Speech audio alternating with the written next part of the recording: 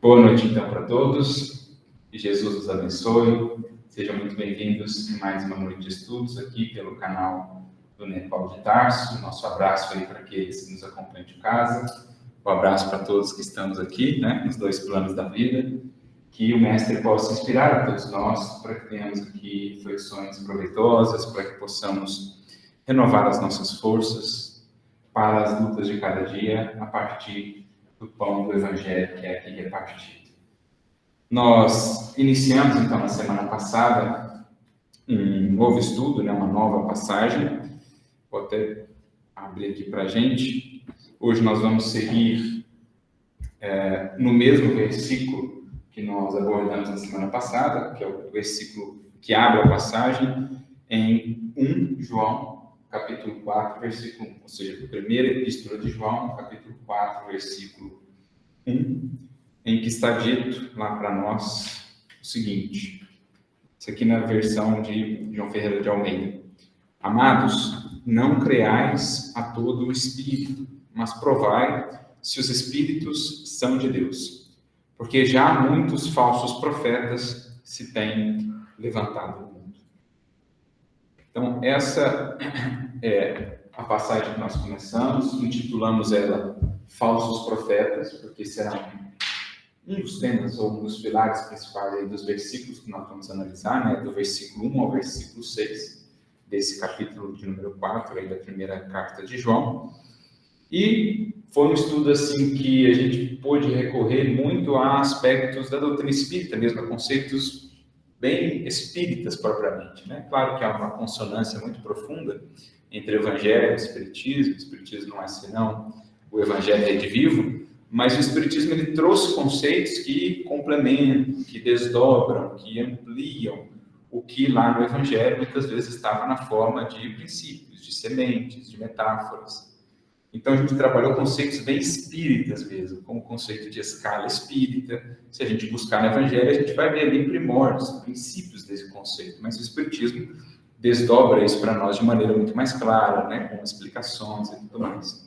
Então, a gente trabalhou bem isso, a questão da mediunidade, os critérios que a doutrina espírita vai propor no trato com a mediunidade, principalmente a partir da obra basilar dentro dessa área que é o Livro dos Médiuns. Então, a gente trouxe aí alguns trechinhos do Livro dos Médiuns sobre as mistificações, alguns cuidados, e também reflexões sobre qual que é o grande crivo, o grande modelo que nós vamos tomar como referência na análise de tudo aquilo que nos chega. Então, a gente percebeu, pôde notar, que era um estudo que abria muitas frentes mesmo, um universo de reflexões. Mesmo com o estudo de hoje, nós poderíamos tranquilamente dizer que estaremos longe de esgotar esse assunto, porque, basicamente, ele é um dos pilares fundamentais no que diz respeito à apreensão do conhecimento, seja ele oriundo do plano espiritual, seja ele oriundo de qualquer outro espírito,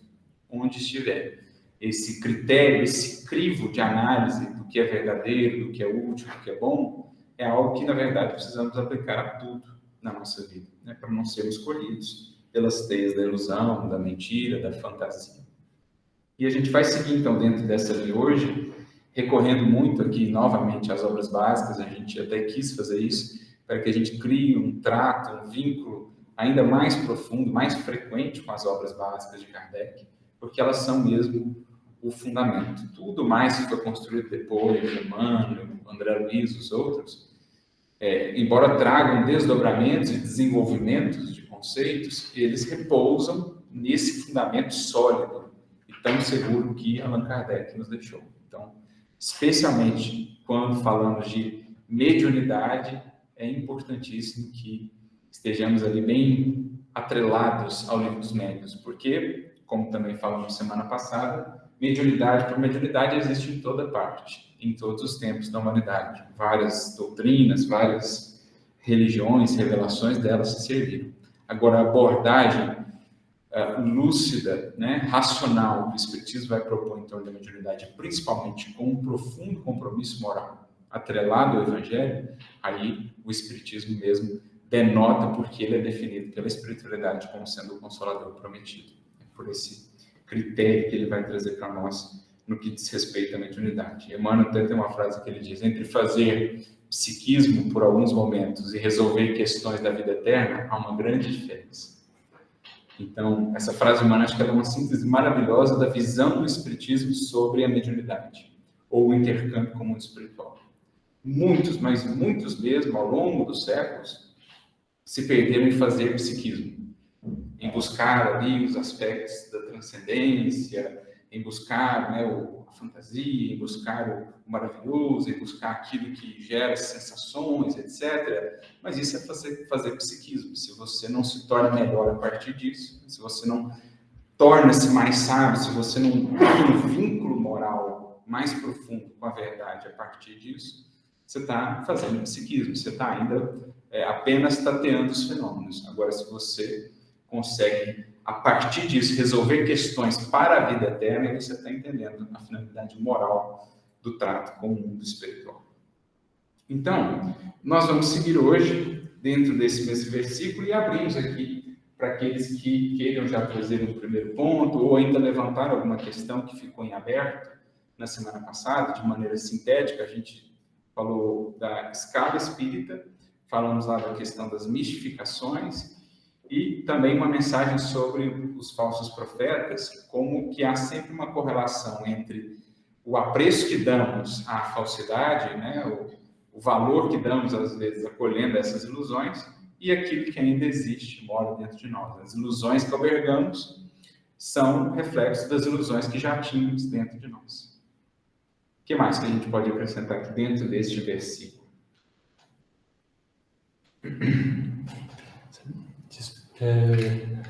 Antes de eu sair de casa, hoje é a primeira vez que eu vim. Uhum. Eu não tenho isso habitualmente, mas eu fiquei pensando sobre haverá falsos cristos e falsos profetas. Uhum.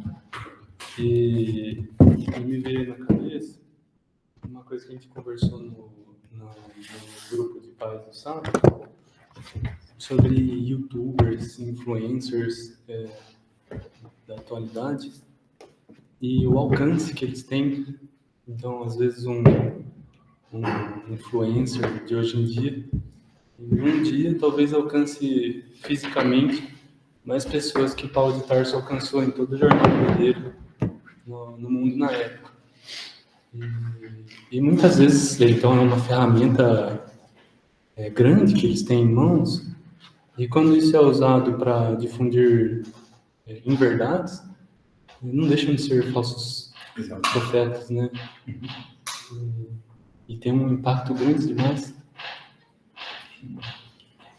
E isso, como o Gerhard bem destacou, né, amplificado pela facilidade que nós temos hoje de comunicação, graças às redes sociais, à questão tecnológica, isso gera um impacto extremamente desafiador a nível coletivo, né? Um dos maiores problemas que temos vivido aí nos tempos modernos é a questão da fake news, né, ou das fake news.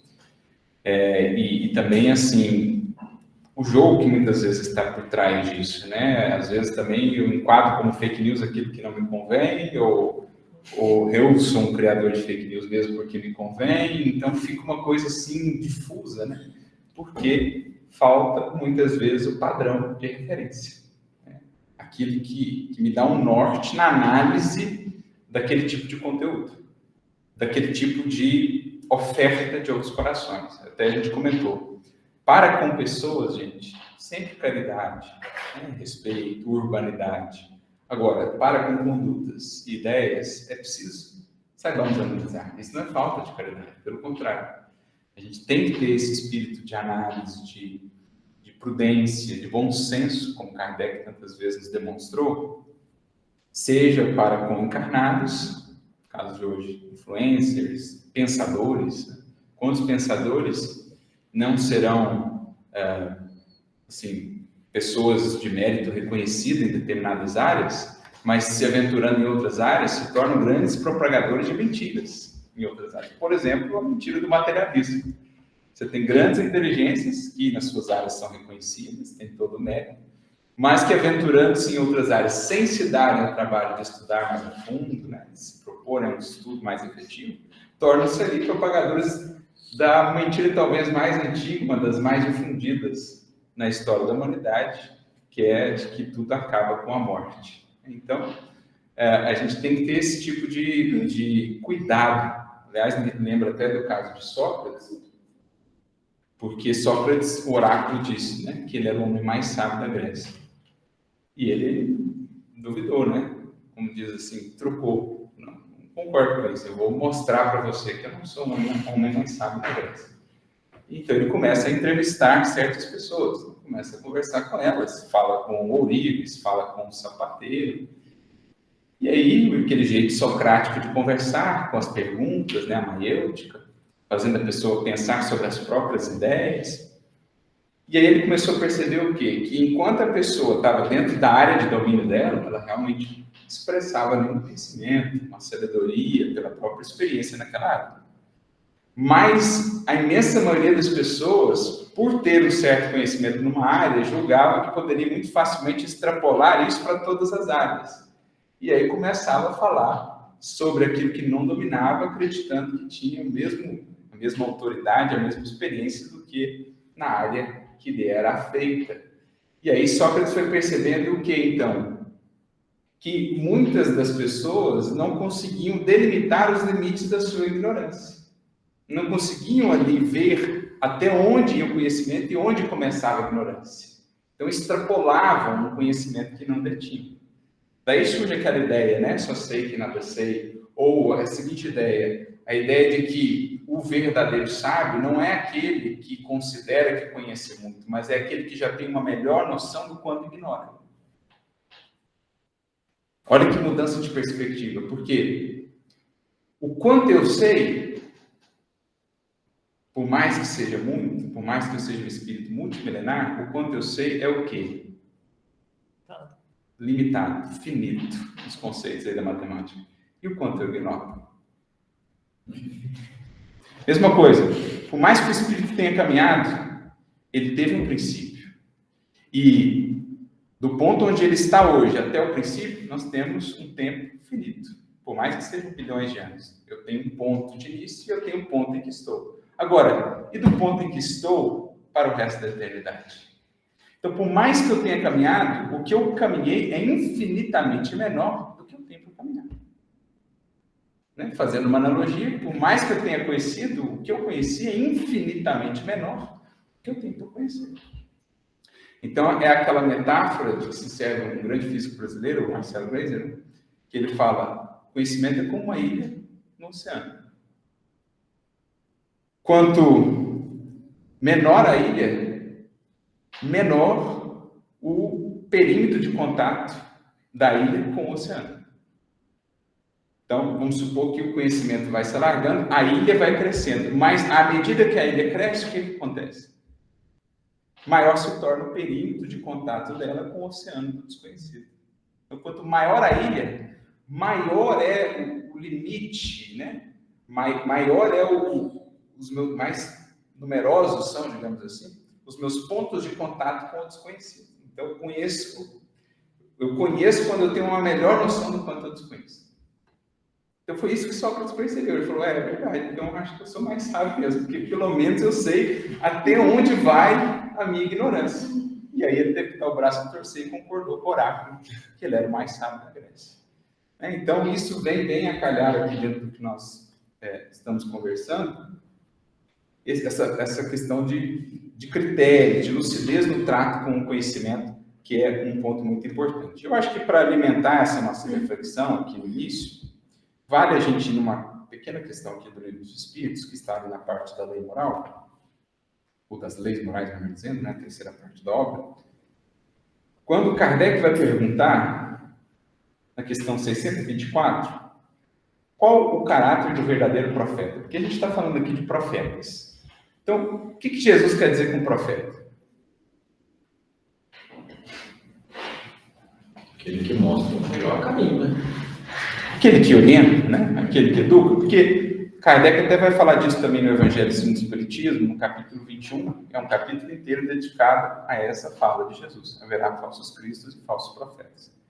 Quando ele vai falar de profeta lá, ele fala, olha, muita gente acha que profeta é aquele que prevê o futuro.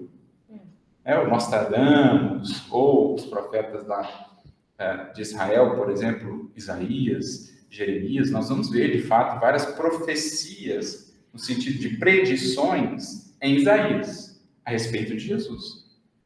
Você pega o capítulo 52, se não me falha a memória, de Isaías, você fala, isso aqui é uma descrição do Cristo, e foi escrito 600, 700 anos antes de Jesus. Então você vê muitos elementos realmente preditórios. Quem quiser estudar mais sobre predições à luz do Espiritismo, livro A Gênese, capítulo número 17. Tem lá toda a teoria das predições, estudo das predições do Evangelho, está lá no livro A Gênese. Mas Kardec fala, no sentido que Jesus ali coloca, a palavra ela tem uma conotação mais ampla. Ela não fala só daqueles que preveem o futuro, ela fala, de um modo geral, daqueles que orientam, daqueles que instruem.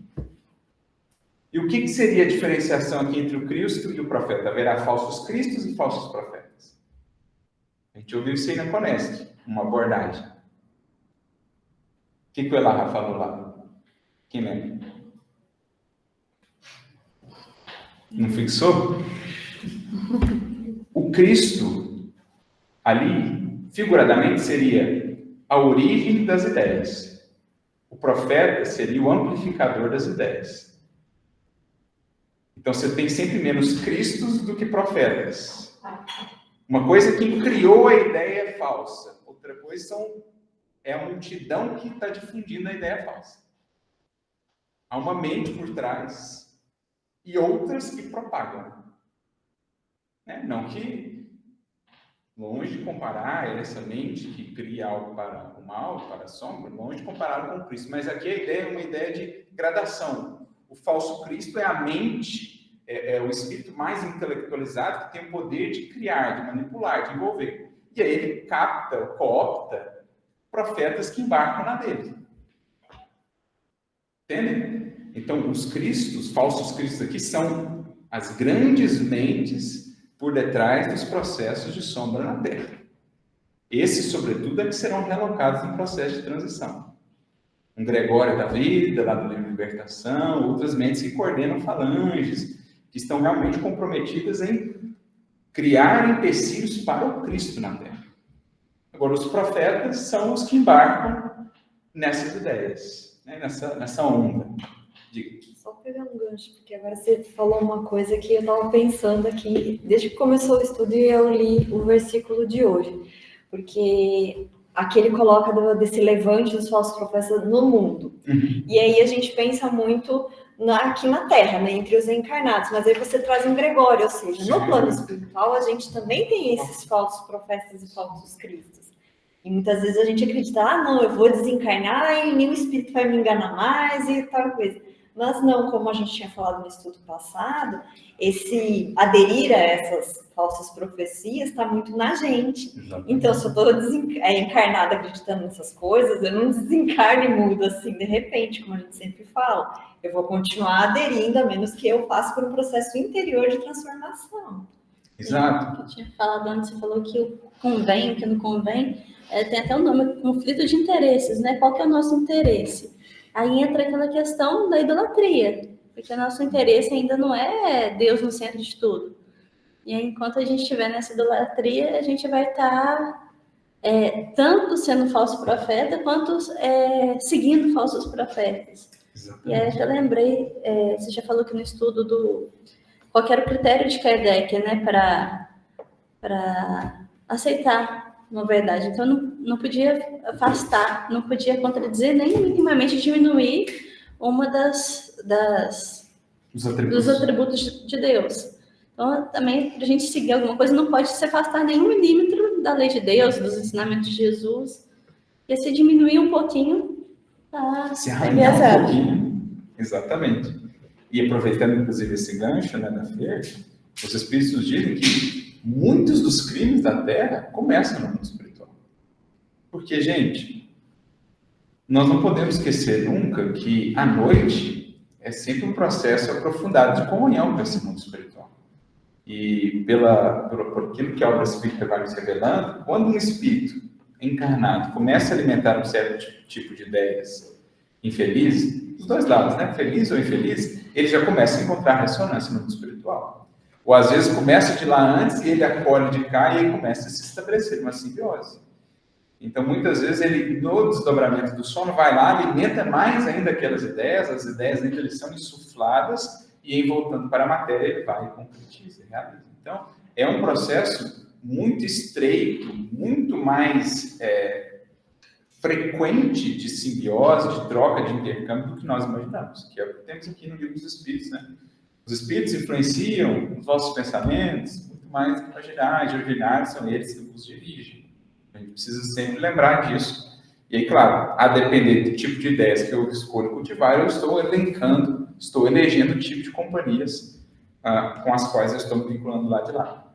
Então, a gente está falando isso, a questão dos falsos cristos e falsos profetas, para entender melhor o que é a abordagem e a proposta do Cristo. Então, os falsos cristos são as grandes mentes afastadas do bem e da virtude que criam esses movimentos de ilusão, de ódio, de violência, que estão por trás ainda dos grandes empecilhos aqui ao progresso da Terra.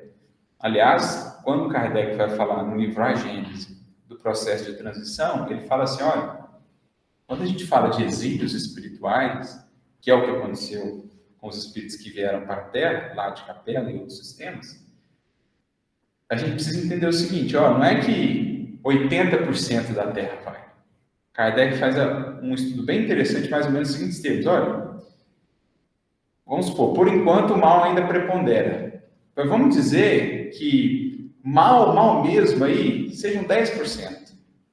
E o restante está ali meio que de roldão, porque ainda não despertou, ainda não tem uma influência melhor, ainda não se conectou com uma influência melhor. Se eu tiro os 10%, que são o fermento mesmo, que leva da massa para azedar, e realoco eles, esses outros, essa grande massa, que é o arquétipo da multidão, que estava seguindo por ali, começa de repente a voltar-se para melhores influências, e aí você tem uma melhoria mais geral. Então você não precisa arrastar toda essa massa, tira só mesmo os espíritos mais renitentes, que seriam esses falsos cristos. Porque aí um monte de gente que era falso profeta vai, por conseguinte, deixar de ser, porque vai se associar a ideias e forças melhores. Então Kardec fala disso no livro A Gênese, capítulo 18.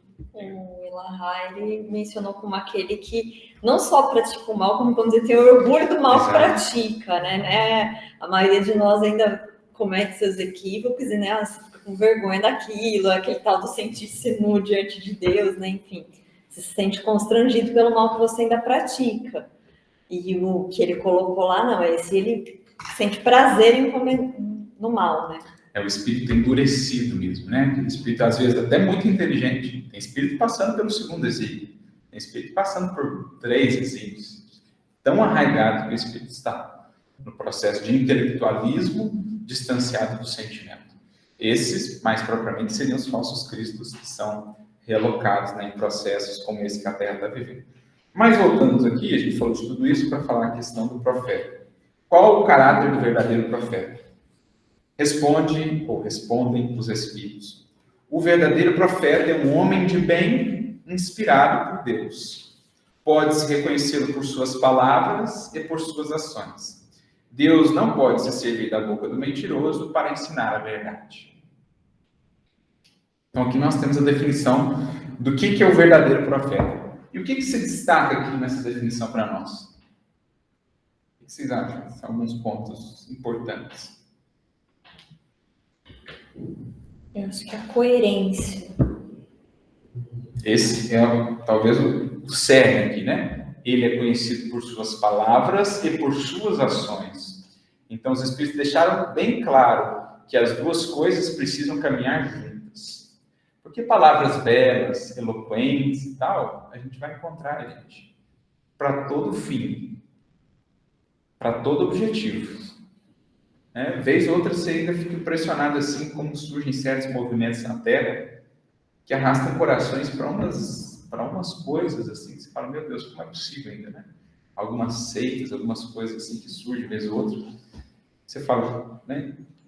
Como é que é essa habilidade de usar as palavras para esse tipo de manipulação? Mas aqui, palavras então que cativam, que envolvem, que elucidam, enfim, mas ações atreladas. Então, um aspecto fundamental para se reconhecer um verdadeiro profeta é coerência. Coerência de vida. A vida dele fala do que ele fala. Ele fala do que a vida dele expressa. O que mais que a gente vê aqui?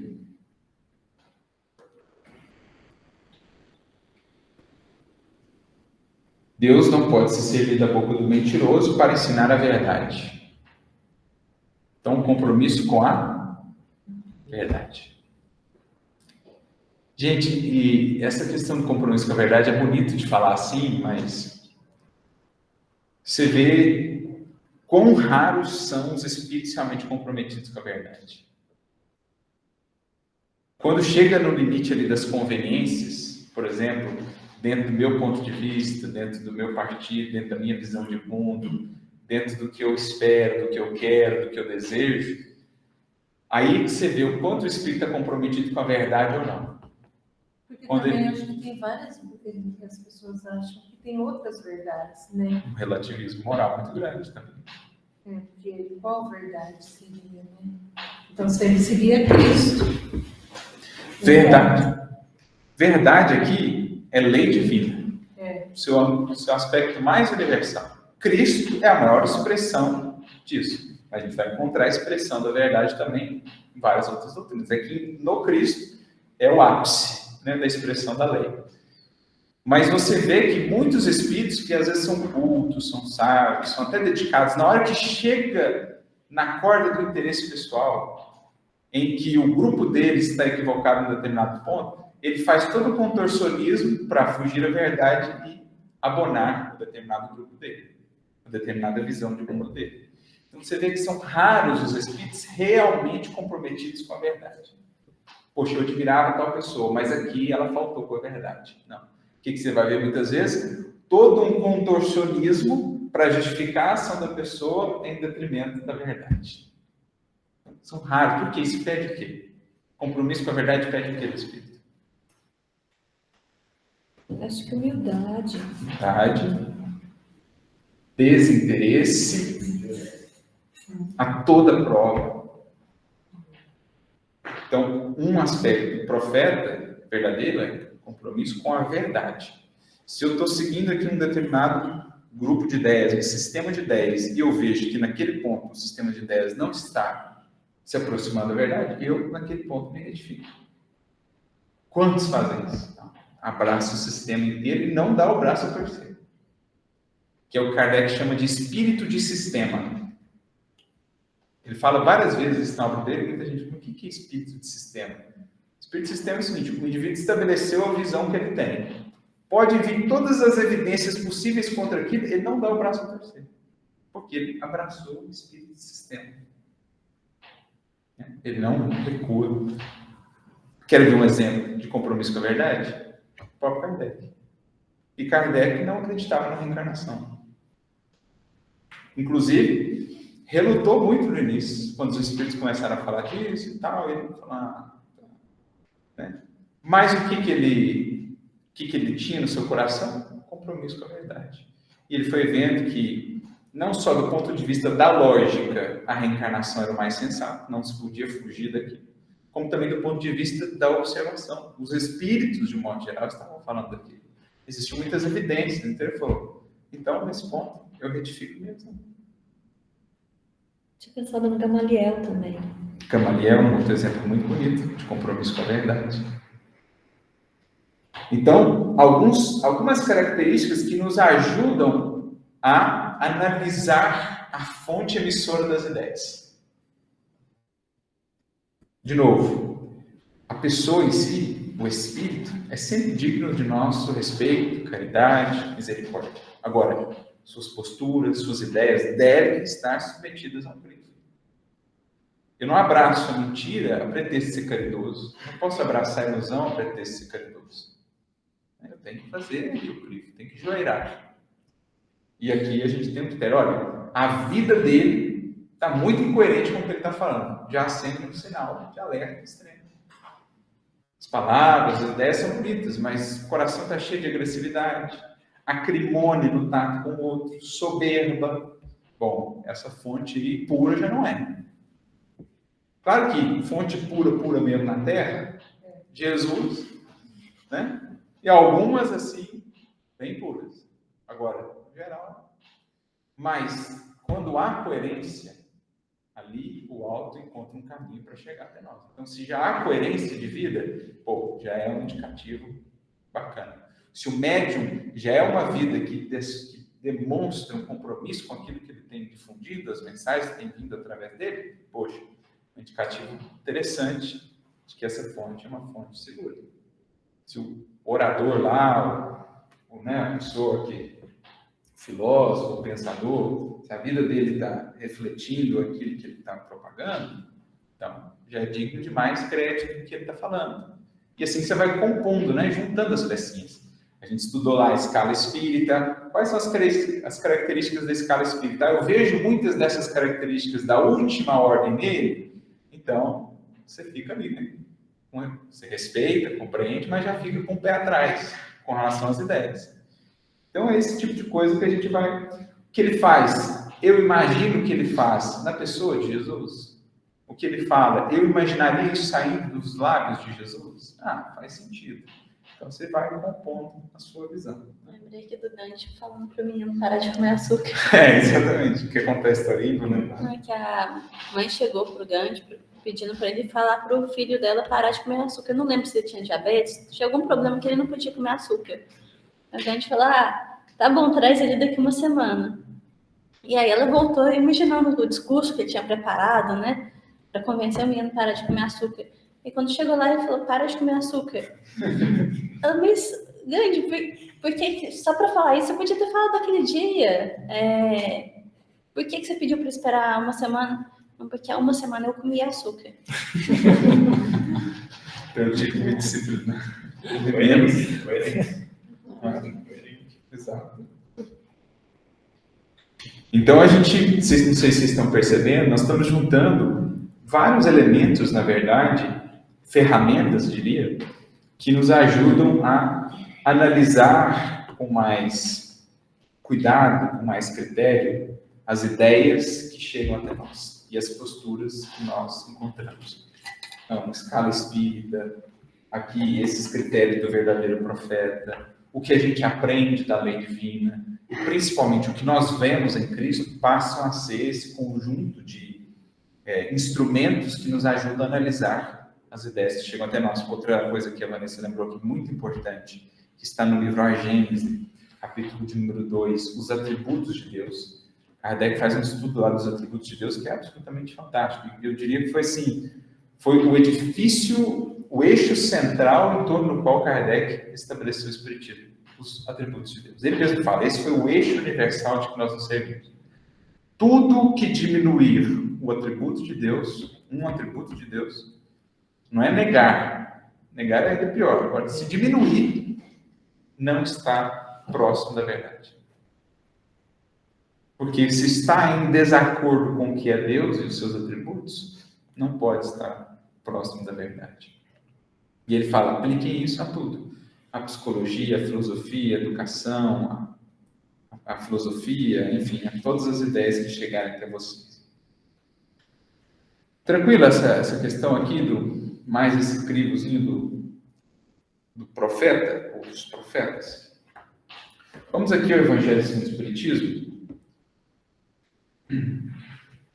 Vamos nos servir aqui de algumas mensagens de Kardec, que serão os nossos fios condutores aqui do estudo de hoje. Então, no capítulo de número 21, no item 6, nós temos uma fala de Kardec, que eu acho que dá um panorama geral bem interessante para nós aqui. Então, ele vai comentar exatamente esse versículo, eu até coloco o versículo aqui, São João, primeira epístola, capítulo 4, versículo 1, no item 6, e aí no item 7 ele diz assim, o título aqui, o subtítulo é Não acrediteis em todos os espíritos. Os fenômenos espíritas, longe de dar crédito aos falsos cristos e aos falsos profetas, como alguns exageram em dizê-lo, vêm ao contrário dar-lhes um último golpe.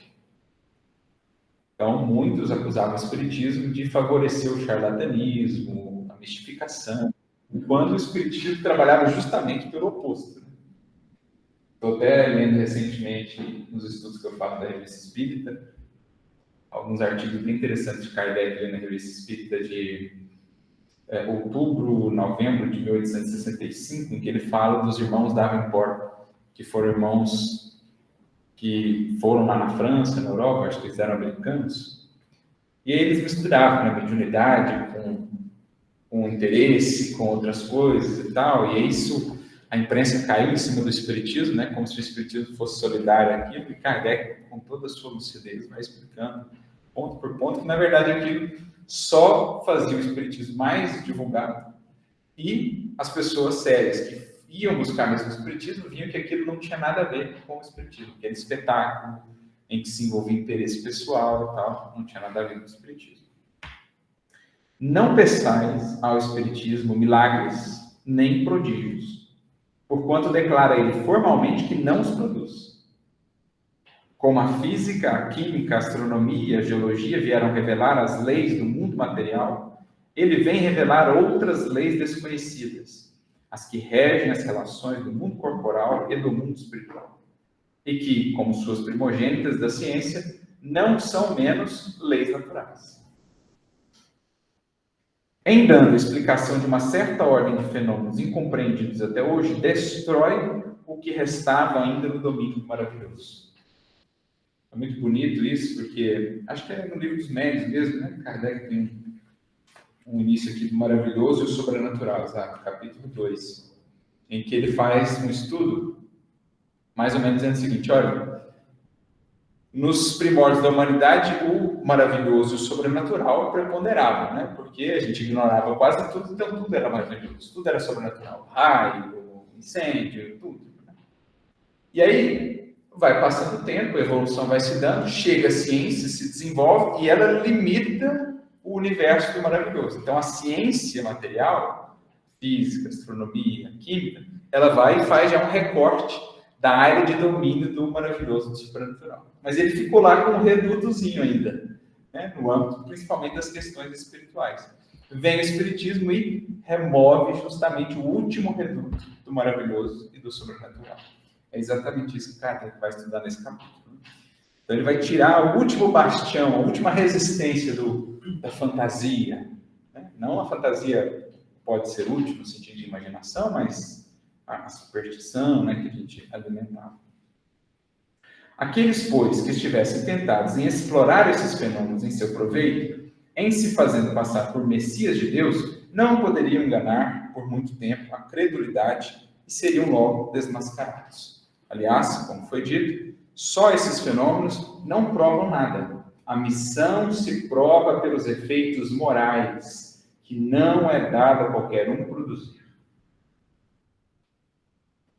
Se a gente lembrar, no sermão profético, Jesus fala, juntamente com haverá falsos cristos e falsos profetas, ele fala, e enganarão a muitos, até mesmo aos escolhidos.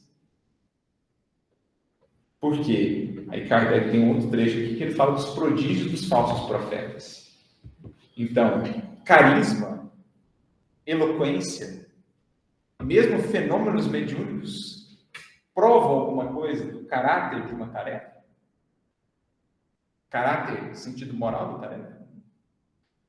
Infelizmente, quantos médicos a gente já não viu que tinham uma capacidade fenomênica impressionante e que se comprometeram clamorosamente?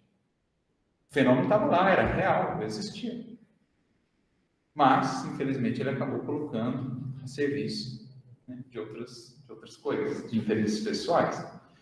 Então, Kardec deixa claro aqui, missão se prova por efeitos morais.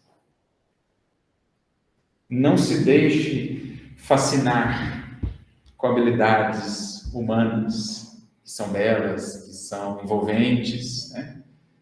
Então, você vê, para a gente ter uma ideia do quanto isso é sério, lembra daquela seita, esqueci o nome.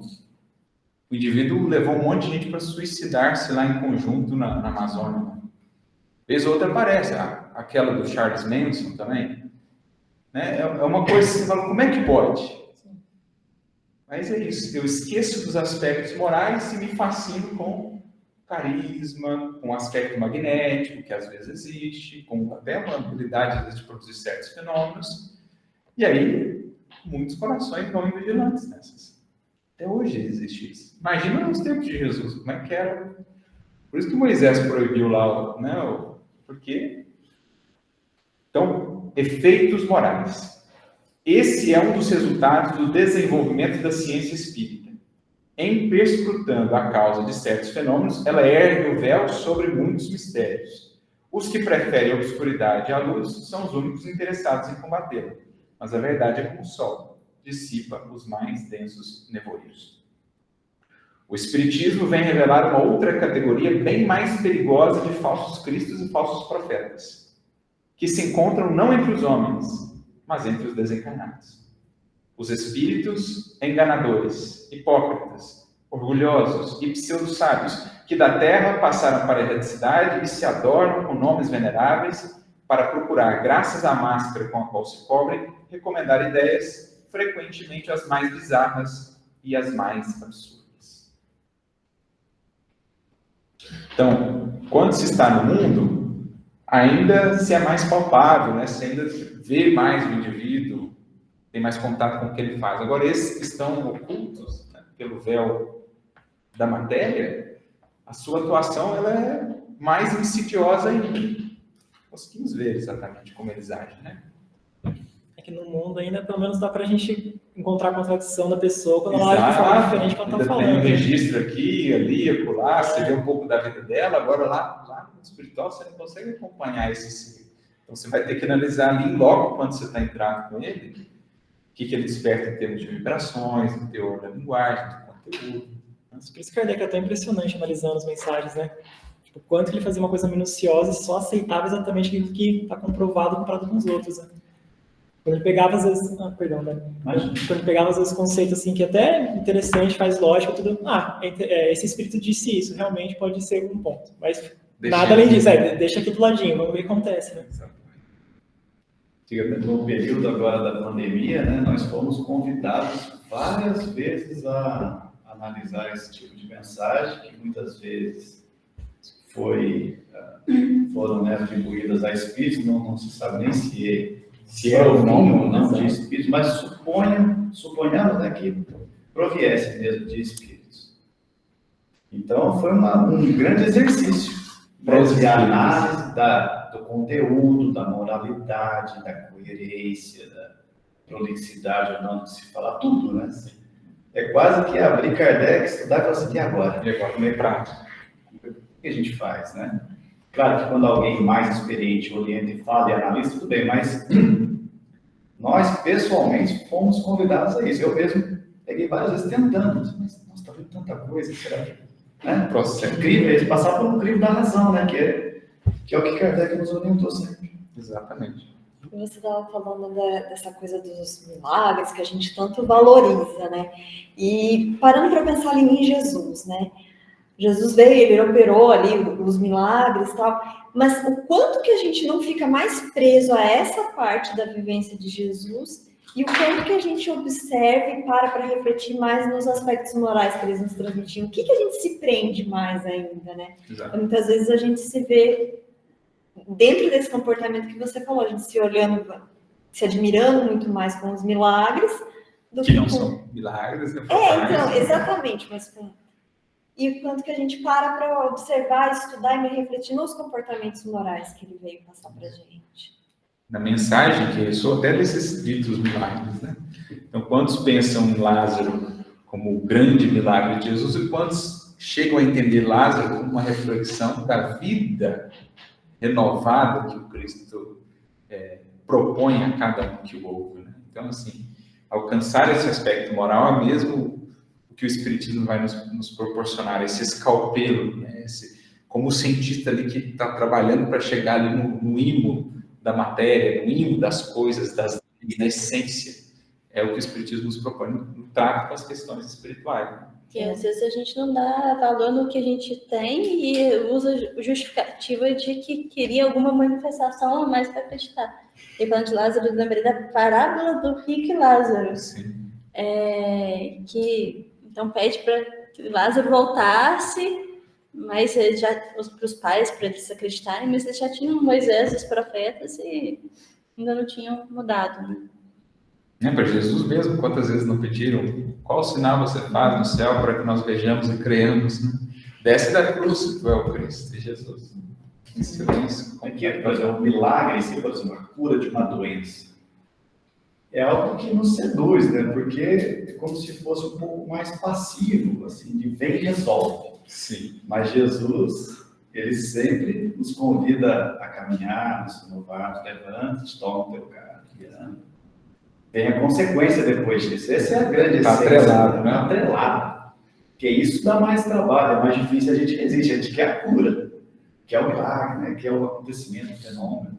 Por isso que a gente se atrai mais para esse tipo de circunstância. Por isso que ali os próprios judas não reconheceram, não encontraram em Jesus ali o que eles esperavam, não atendiam as suas expectativas, uma transformação ali que vinha de fora, né? E assim, o fenômeno ele até tem uma razão de ser, porque ele chama a atenção, né? Mas é importante notarmos como que Jesus sempre convidava a ir além do fenômeno, assim como o Espiritismo, que começa pelas mesas girantes, mas que vai além. Assim como você tem a tarefa, por exemplo, de um Arigó, né? Que o filme dele até eu vi que estava para entrar, não sei se entrou numa dessas plataformas aí recentemente, Tá no Netflix. Predestinado, né? E ficou muito bacana o filme, assim, e na época o Arigó realmente foi um fenômeno, né? Veio gente de vários países aí estudado e tal.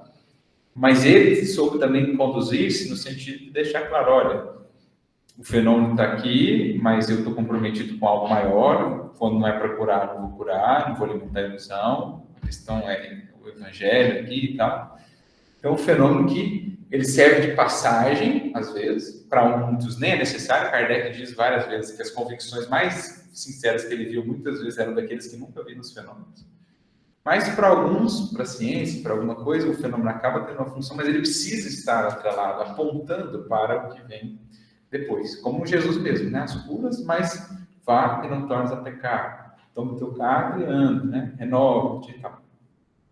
Antes de passar aqui para Zezé, só um adendo, um parênteses dentro daquilo que você falou, do filtro aí, né? Em tempos de pandemia, ou em tempos difíceis, né? Sim, mas geralmente surgem essas mensagens que começam a rodar em WhatsApp, começam a rodar naquilo.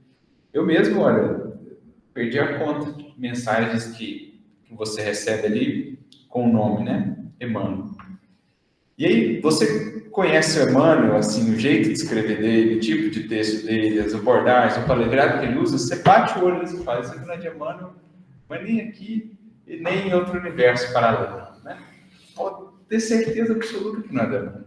E aí, você vê, às vezes, espíritas, tempão de espiritismo, com, né, esperava-se ali um discernimento maior, difundindo aquilo de maneira assim irrefletida. Então, esses tempos de conectividade pedem de nós mesmos esse compromisso, especialmente no que diz respeito ao espiritismo, conteúdos ditos espíritas que a gente difunde, mas também no sentido mais amplo, um compromisso com a verdade como um todo, né? Em relação à ciência, em relação a fontes seguras, a gente tem que ter esse cuidado para não incorrermos no falso profetismo. Diga lá, José, perdão aí pela demora. Tudo bem, boa noite, pessoal. É o seguinte, é a questão aí que você acabou de colocar mesmo, né, do falso profeta dentro da própria doutrina espírita, né? Quando nós temos, por exemplo, na literatura, um grande perigo, né? Porque muitas obras ditas espíritas, né, elas trazem meias verdades, né?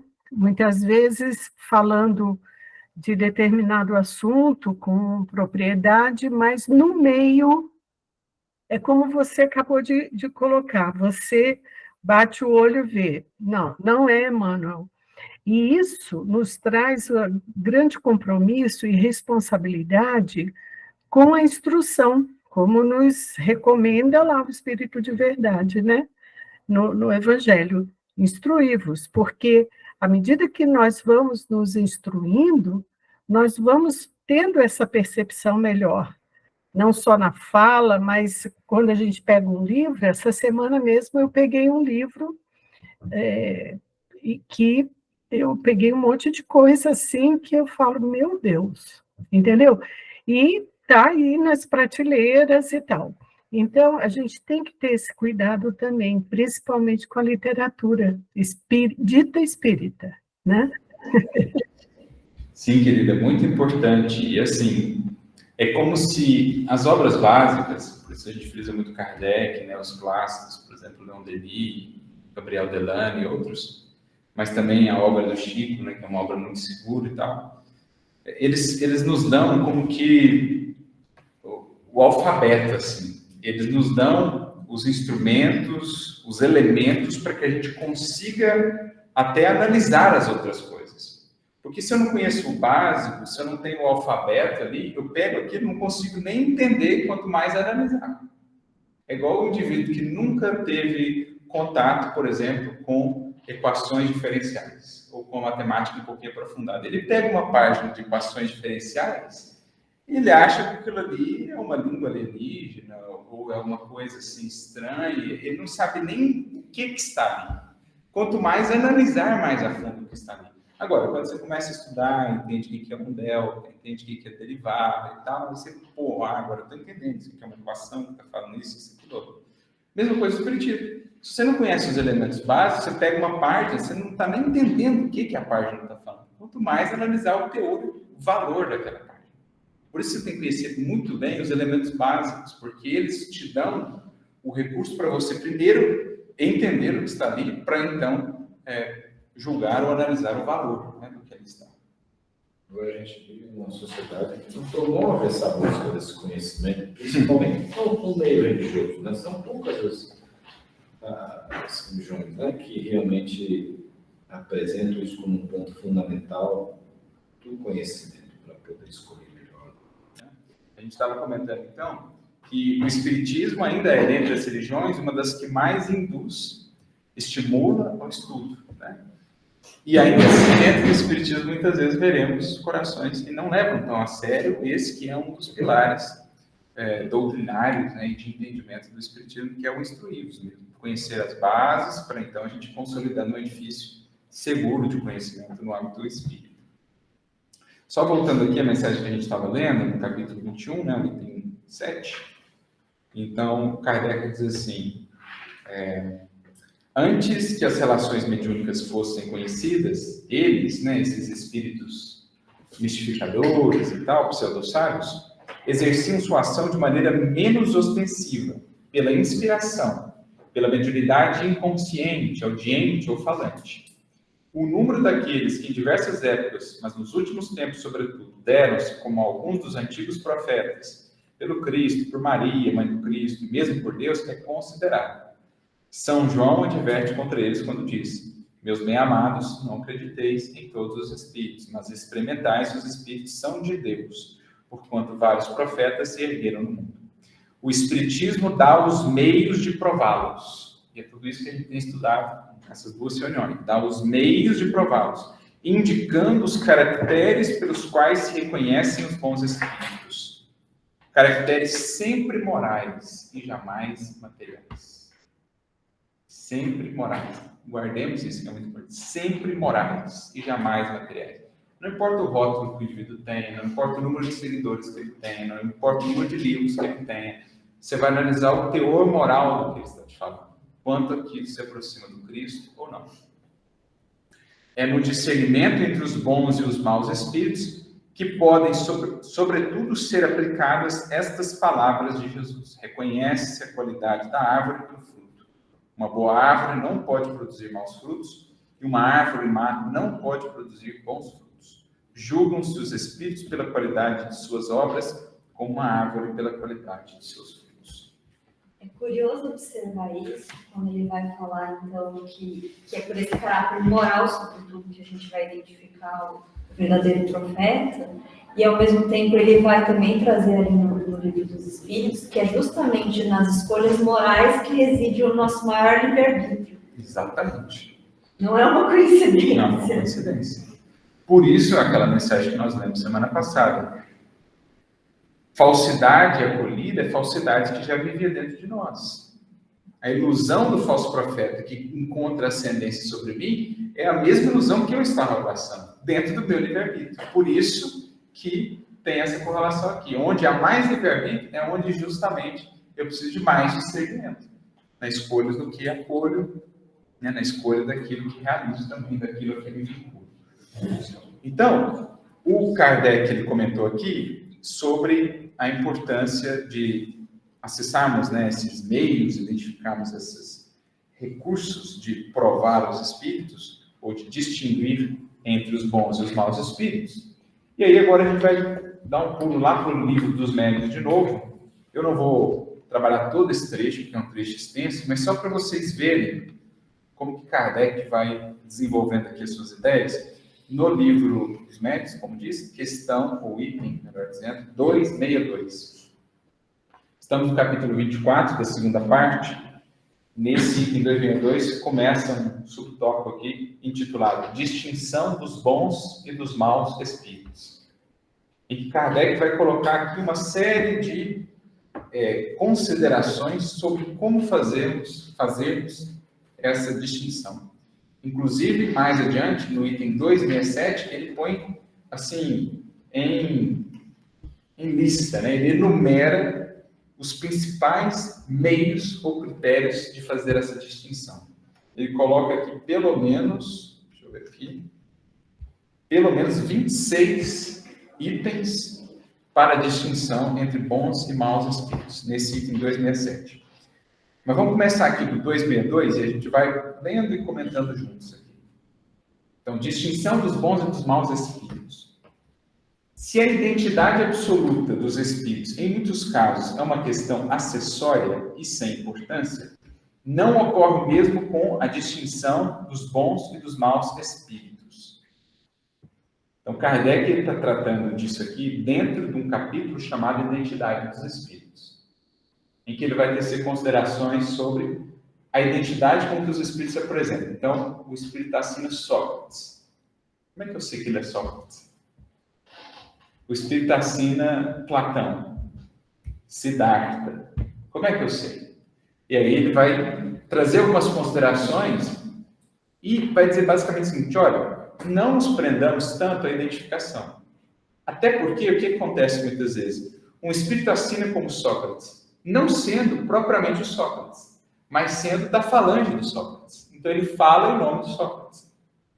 A gente vê alguns momentos na codificação, na Revista Espírita, um espírito falando em nome do outro, e assina como o nome do outro, que seria como que o coordenador da falange. Então, sei lá, Erasto vai passar uma mensagem, mas ele está falando em nome do Paulo, então ele assina Paulo, porque ele está falando em nome da falange coordenada por Paulo. Então, o Kardec fala, olha, não nos prendamos tanto à questão do nome em si. A identidade exata não é o mais importante. Agora, saber se é bom ou ruim, isso é essencial. Eu não preciso saber se é exatamente o Sócrates que está escrevendo ou não. Agora, se o conteúdo é digno do Sócrates ou não, isso faz toda a diferença. Isso, de qual fonte, de qual grupo, né? É que muitas vezes não chega mensagem do Espírito de verdade, a gente já vai aceitando. Exato. O Espírito de verdade. Inclusive, não sei se quem já leu o Livro dos Médiuns, tem um capítulo aqui, que é o capítulo 31, né, o capítulo final, em que Kardec coloca várias mensagens, muitas delas de espíritos elevados, né, nomes muito conhecidos, e ele vai analisando. É verdadeira ou não? É mistificação ou não? Então ele põe até, tem João d'Arc, Jesus, Vicente de Paulo, aquela mensagem que está em Evangelho segundo o Espiritismo, Advento do Espírito de Verdade, lá assinada pelo Espírito de Verdade, aqui está a mesma mensagem, com uma frase a mais. Kardec corta uma frase para pôr no Evangelho segundo o Espiritismo. Só que aqui ela está assinada por Jesus. Aqui ela está assinada por Jesus, lá ele põe o Espírito de Verdade, né? Então, fica assim, né?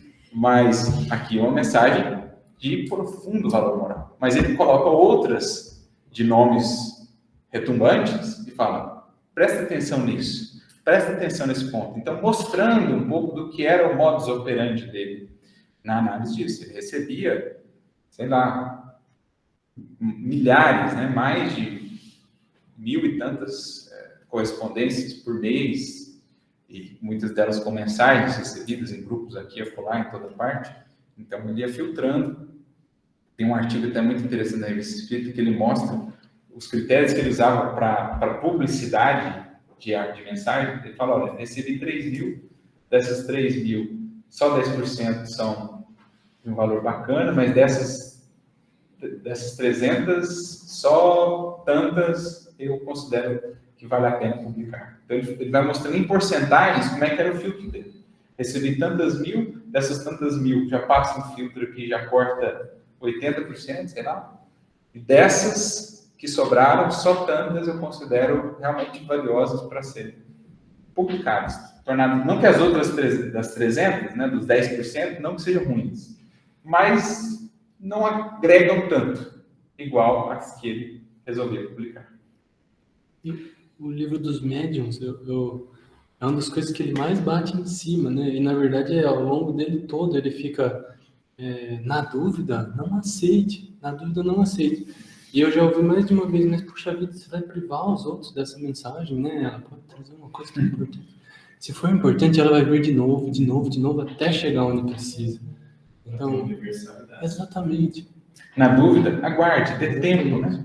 O livro, gente, Memórias do Suicida, ele ficou, se não me engano, 20 anos, em torno disso, 30 anos, na gaveta, aguardando. Porque a primeira vez que a Ivone apresentou, houve uma certa resistência lá por parte da federação.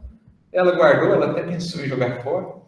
Aí passou o tempo, aguardou o tempo, as ideias vão avançando, né? O tempo vai preparando melhor o terreno. Leon Denis aparece, daí que eu vou fazer uma revisão. No mundo espiritual fez uma revisão da obra, e aí, 30 anos depois, ela virou essa obra, que é uma das grandes obras, uma obra não é tão valiosa que nós temos. Várias das obras de Kardec, o livro A Gênesis mesmo, ele comenta na introdução, olha, esperei muito tempo aqui para desenvolver certas ideias, porque os espíritos me falavam, aguarda um pouco mais, vamos peneirar melhor aí algumas ideias antes de agir precipitadamente. Então, o próprio Chico Xavier, maior antena mediúnica aí dos últimos séculos que esteve na Terra, muita da sua produção mediúnica inicial foi simplesmente descartada, né? Não chegou a ser publicada, porque era treino, era exercício. Então, o médium hoje recebe a primeira, amanhã já quer fazer o livro, ou amanhã já quer colocar na internet. Então, muito cuidado, né, com isso. Vai dando tempo para as coisas amadurecerem, vai ganhando solidez, vai ganhando experiência, vai analisando as ideias que estão. Você ia falar alguma coisa?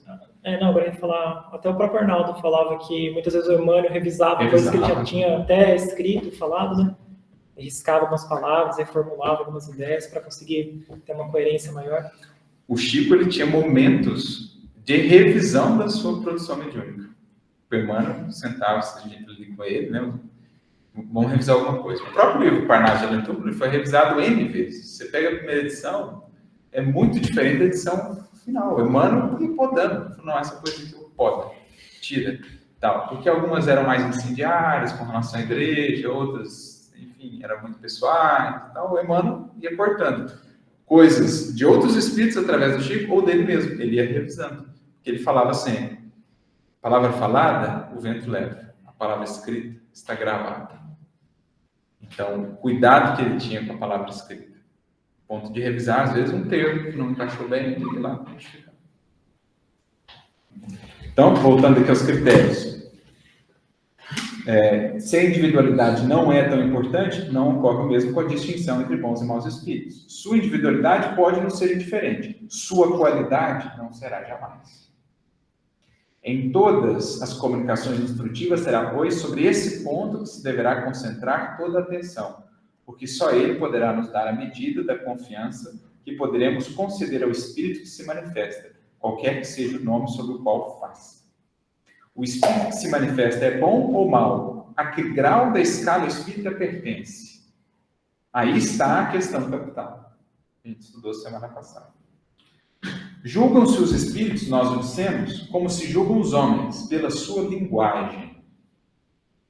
Mas atendemos, né? Linguagem não é palavras bonitas.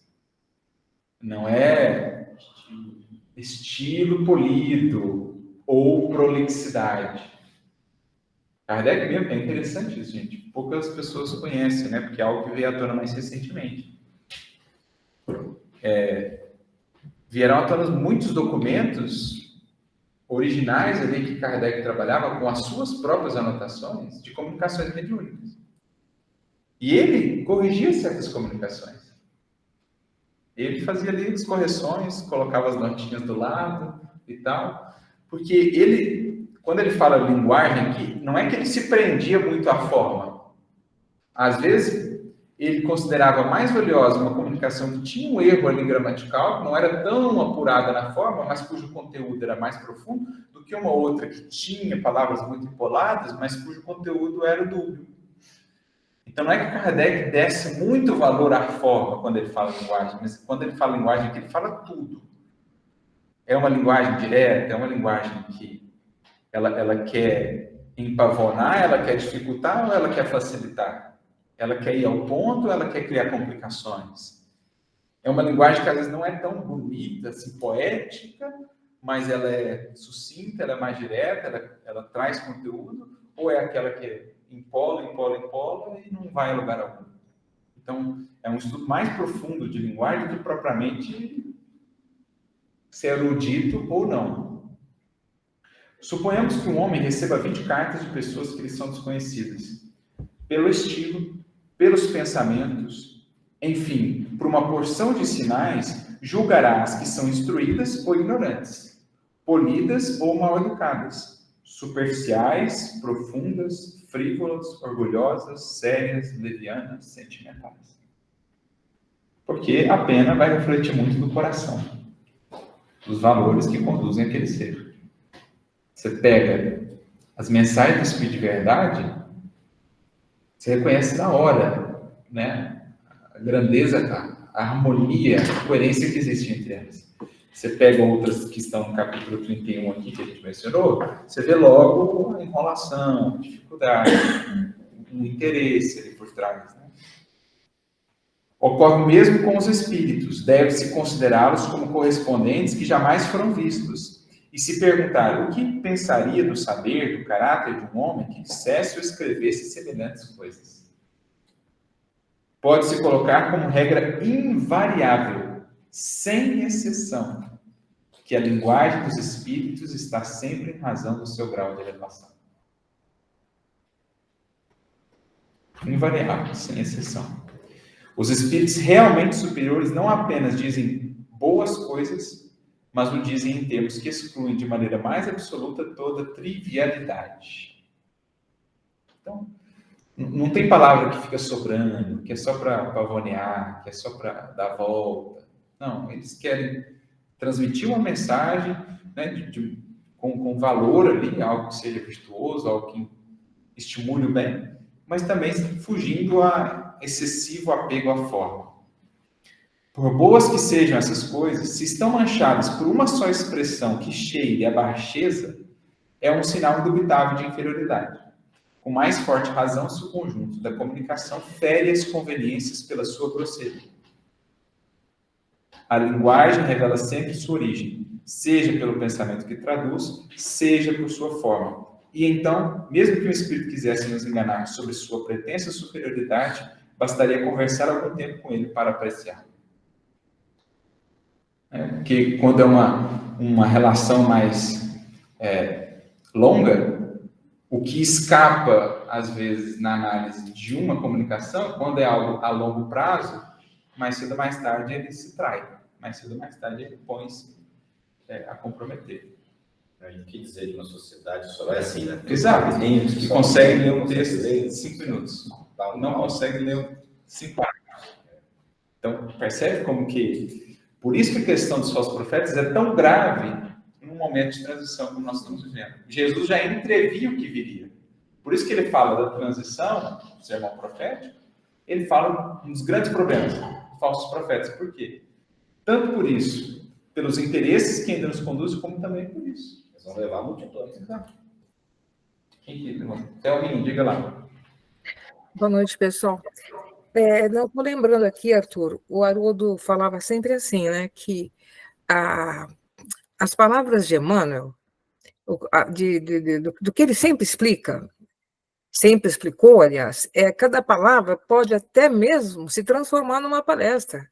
Tamanha profundidade que são proferidas, né? Ele vai tão fundo no que ele está falando, se expressando, ele não enrola, ele não põe palavras a mais, ele é bem resumido ali, mas cada conteúdo fantástico, porque é isso que você falou, né? Não precisa de palavras bonitas, mas palavras concisas que remetem a uma situação, a uma imagem de Jesus. As palavras de Jesus Cristo, ele abraça fielmente o contexto de tudo que Jesus ensinou, e a gente fica embevecido com aquilo. É só como você mesmo sempre fala, né? Tira o espírito da letra.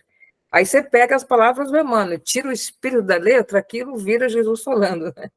É maravilhoso mesmo. Sobre isso, eu estava até lembrando também uma palestra que eu vi do Haroldo, ele comentando sobre os romances do Emmanuel. Então, algumas descrições, assim, da beleza do local, alguns aspectos que a gente pensa que está só floreando. E aí eles fizeram um grupo de estudos, tipo assim, será que Emmanuel falou isso do nada, sem nenhum objetivo maior? E eles começaram a perceber que isso vai dar um estudo histórico mesmo, vai ter uma finalidade, né? Bem bacana. De comprovação até, né? É uma finalidade comprobatória. Coisa que estava até contra todos os livros de história, tudo. Aí eles falaram, nossa, será que Emmanuel errou aqui? Aí quando vê, saiu uma notícia de que os historiadores tinham errado um aspecto, já nem lembro ao certo, mas... Um exemplo é no livro Renúncia, lá, a questão de cultivar algodão em Connecticut. Não cultiva algodão em Connecticut, porque um dos personagens vai cultivar lá. E aí depois descobriram lá que Connecticut teve uma época que cultivou bastante algodão, além na região ali, exato. Então, é um dos exemplos, né? Mas só mais 2 parágrafos aqui, porque, como eu disse, o capítulo se estende, é muito rico, né? Temos muitos critérios, muitos pontos aqui trabalhados por Kardec, mas ele continua dizendo, ó, a bondade e a benevolência são ainda atributos essenciais dos espíritos depurados. Não tem ódio nem pelos homens, nem pelos outros espíritos. Lamentam as fraquezas, criticam os erros, mas sempre com moderação, sem rancor e sem animosidade. Então, tem animosidade. Isso aqui, gente, já passa um crivo em 90% que você ouve aí no mundo hoje, que você vê nas redes sociais. Tem animosidade? Acende a luz de alerta. Tem acrimônia no verbo? Acende a sirene de alerta. Uma coisa é você criticar uma ideia, uma postura com moderação, com urbanidade. Outra coisa é você partir para um ataque pessoal, diminuir, depreciar o outro lado, usar de adjetivos que desqualifiquem o outro lado, generalizar o outro lado. Tem animosidade? Acende, olha, pode até ter alguma coisa de verdade, mas... Então, se admite que os espíritos verdadeiramente bons não podem querer senão bem e não dizer senão boas coisas, concluir-se-á que tudo que na linguagem dos espíritos revele uma falta de bondade e benevolência não pode emanar do bom espírito. Faltou benevolência, faltou bondade. Não confundamos também, né? Ser benevolente, ser bondoso, não significa também não criticar algumas coisas. Não significa concordar com tudo. O Emmanuel mesmo, em alguns momentos, ele vai ser duro em algumas suas palavras. Mas a gente nota pelo contexto, pelo todo, bondade e benevolência. E ele ainda acrescenta, a inteligência está longe...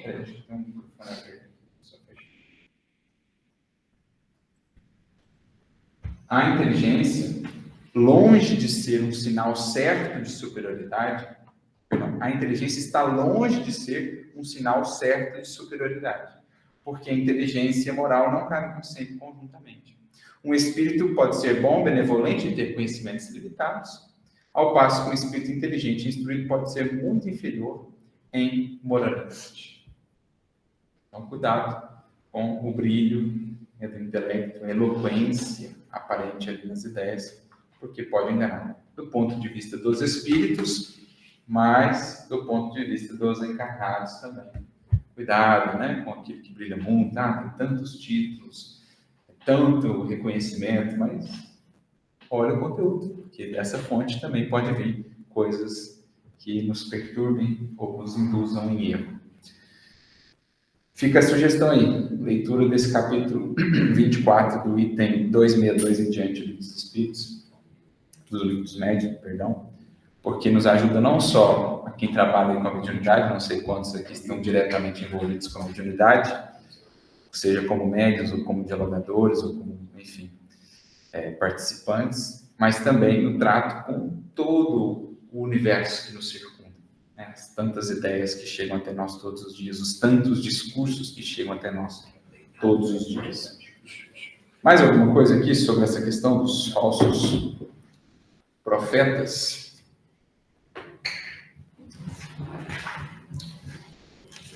Sobre a identidade, você mencionou o Espírito de verdade, depois mencionou já o texto no livro dos Médios assinado por Jesus de Nazaré, então já fica claro que se trata do mesmo Espírito, né? Mas isso é objeto de muito questionamento. Sim. Até recentemente eu li um artigo de um estudioso espírita, expositor do Alessandro Viana Vieira de Paula. Ele Conheço. Ele escreveu assim: quem é o Espírito de verdade? E ele mostra nesse artigo que há 3 posições. Então, há quem entenda que o Espírito de verdade seria uma pleia de um conjunto de espíritos. Há quem entenda que ele é um espírito particular, próprio, que tem esse nome verdade. E uma terceira posição que é a que prevalece, que é a do próprio Cristo. Isso está lá no capítulo 6 do Evangelho segundo o Espiritismo. Então, mas mesmo entre nós, você vê, há interpretações possíveis que chegam até 3 posições sobre a identidade de um espírito, de uma mensagem. Mas quando a gente vai às fontes, digamos, primárias mesmo, o próprio Kardec, aliás, ele deixa claro isso. Essa designação diz respeito a um espírito. Então, Kardec deixa claro esse Quando não ponto. se estuda com profundidade, com calma, comparando os textos, vendo e tal. Mas é que ali Kardec opta, né? E o espírito que se identificou assim por espírito de verdade, ele coloca assim no Evangelho segundo o Espiritismo. Ele poderia colocar Jesus de Nazaré, como colocou no livro dos Médios, e aí não há dúvida, né? Mas ele não optou por isso. Por que será que? É por causa do contexto, né? Do contexto. As resistências, imagina uma doutrina que está surgindo, já toda sob os ataques de todos os lados, de repente falar que está recebendo mensagem do próprio Jesus. Então você cria um contexto bem distinto. Então, muito provavelmente é uma solicitação que veio do próprio alto, né? Da própria espiritualidade, para que ele não coloque esse véu aí. Até para fazer uma referência também ao que foi prometido no Consolador, para fazer a amarração do Espírito de verdade que viria e tal. Então tem um conjunto de fatores pelo qual a adoção desse nome, né? Mas eu até estava conversando com uma pessoa recentemente que teve um pouco mais de acesso lá ao acervo do Canuto Abreu, né? Com os documentos privados de Kardec, anotações e cartas dele, e ele disse que lá tem Kardec textualmente escrevendo quem de fato é o espírito, ele coloca textualmente e tal. E esperamos que mais cedo ou mais tarde essa anotação dele aí venha, e aí acho que elucida isso, né? Com o que a gente tem um livro do Hermínio Miranda, As Mil Faces da Espiritualidade, ou do Mundo Espiritual, se não me engano. Ele tem um artigo, um capítulo inteiro sobre isso. Ele vai colocando todas as referências que ele juntou, o André Luiz fala sobre isso também, o próprio Kardec e tal, e ele defende lá que seria de fato, né, Jesus.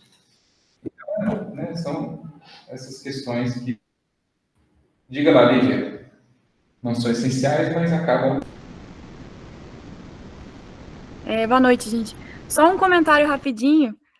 Tem um autor que você sempre cita, Arthur, o Kenneth Bale, que não é espírita, né, mas tem uma análise maravilhosa, assim.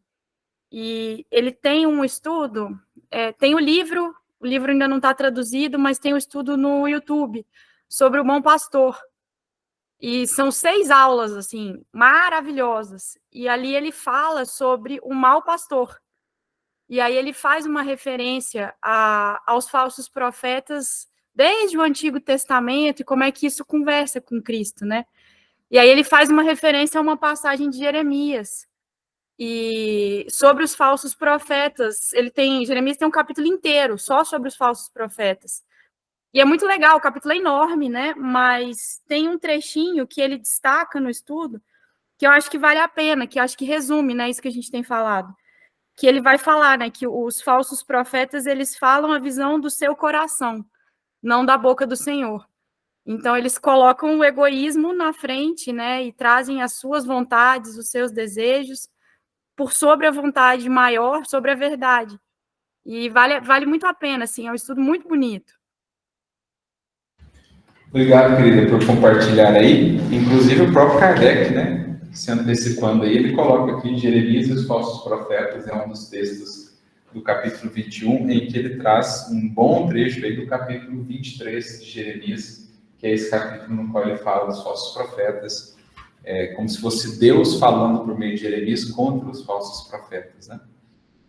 E esse tema, gente, ainda daria para a gente seguir um pouco mais nele, assim, porque temos mensagens tão valiosas aqui, por exemplo, a mensagem do Erasto, nesse capítulo 21, ela é extremamente pertinente para os nossos tempos, mas também para a gente não se deter muito e para que fique como um convite para todos os demais extrapolarem o estudo, né, em suas casas, em suas próprias reflexões, fica aí a sugestão do capítulo 21 como um todo, do Evangelho segundo o Espiritismo, que é uma boa síntese desse aspecto mais moral quanto a esse assunto dos falsos cristos e falsos profetas, especialmente essa mensagem do Erasto, né, dos caracteres do verdadeiro profeta, que ela é muito rica. Também essa, aproveitando que a Lívia trouxe, Jeremias e os falsos profetas, que é o item 11 aqui do Evangelho segundo o Espiritismo.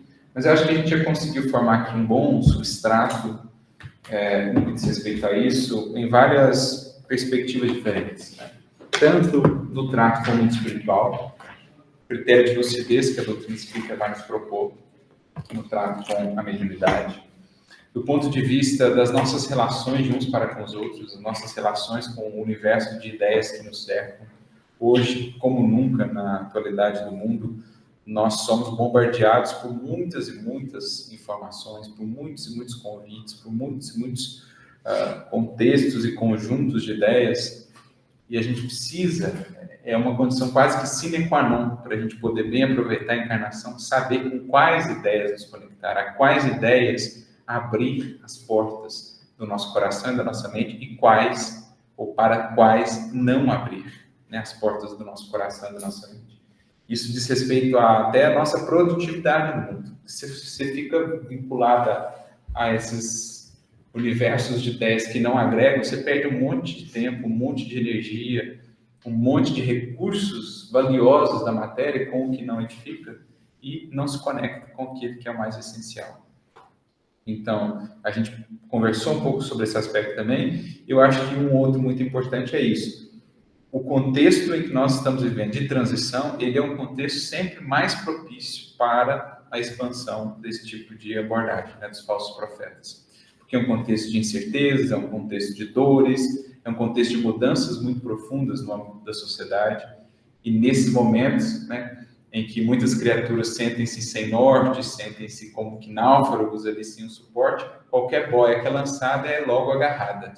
E pode ser uma boia que, na verdade, está ali com uma âncora amarrada nela que vai direto para o fundo.